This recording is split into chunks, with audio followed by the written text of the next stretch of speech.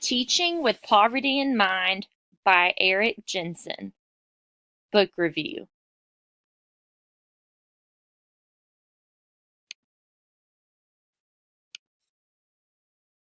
What being poor does to kids' brains and what schools can do about it. Jensen is a veteran educator and brain expert. He looks at how poverty hurts children, families, and communities in America. In his book, he demonstrates how schools can improve the academic achievement and life readiness of economically disadvantaged students. In Jensen's book, he reiterates that not all impoverished students will be the same.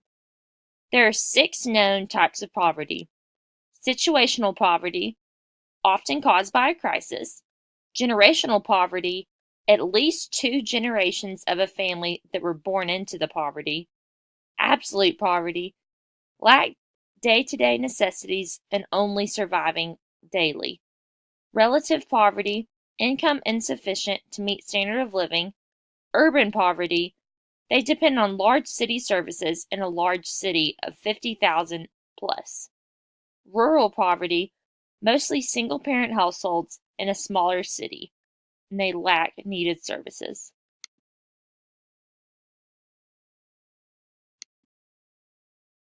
What a teacher should consider when teaching poor students. How can they teach someone that doesn't care, that we assume does not care about what they're learning? Jensen gives the reader and educators a look into skills we need to pour into our students, whose only hope in education and caring environment is at school. His first point is how poverty affects behavior and academic performance. Students are truly greatly affected by poverty, even if they may not say so themselves. Students are not going to say that they don't have any food at home, that there's not much money to spare, that they don't get a bath every night. Students show how their home life is through the way they act and the way that they learn. Effects of poverty for students include emotional and social challenges, acute and chronic stressors, cognitive lags, and health and safety issues. The signs of an impoverished student in the classroom. They act out.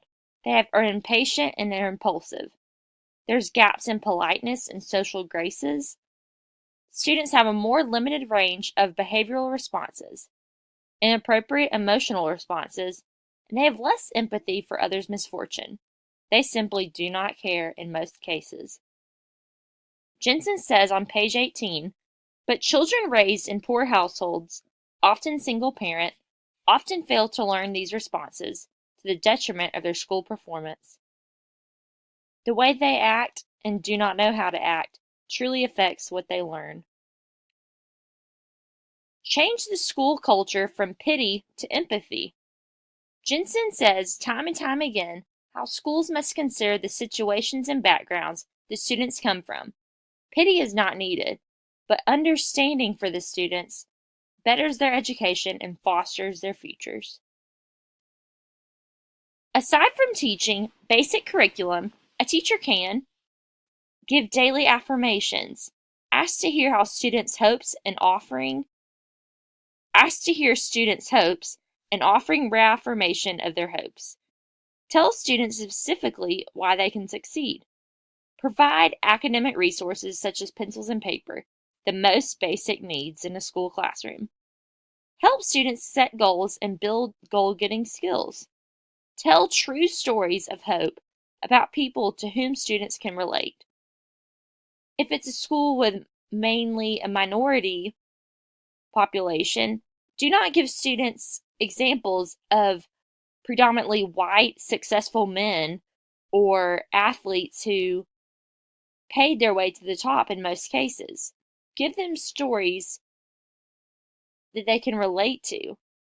Offer help, encouragement, and caring as often as needed. Teach students life skills in small daily chunks. Slowly pour into them. Avoid complaining about students' deficits. If they don't have it, teach it. This is a huge point that Jensen makes. If your students don't have what you're looking for, If they don't have what they need to learn in your classroom, give them those tools. Teach them those tools that they need. At home, they are most likely not being taught what they need to succeed. Treat all kids in your class as potentially gifted. Build academic, emotional, and social assets into students. To pour into students that truly need it most, all of these things must be done. Jensen's main idea is that good teaching, we must use our teaching skills to cater to all socioeconomic statuses in our classrooms, can mitigate the effects of low socioeconomic status and lack of school resources. Good teaching can compensate for what students don't have, what they don't bring to the table when they come to school. Staff teaching in the school is the key to student success, and it's time to rethink how we use our time, how we teach students that are poor. Put yourself and all fellow teachers on the path to helping all students reach success, regardless of the means that they bring to the classroom from their homes.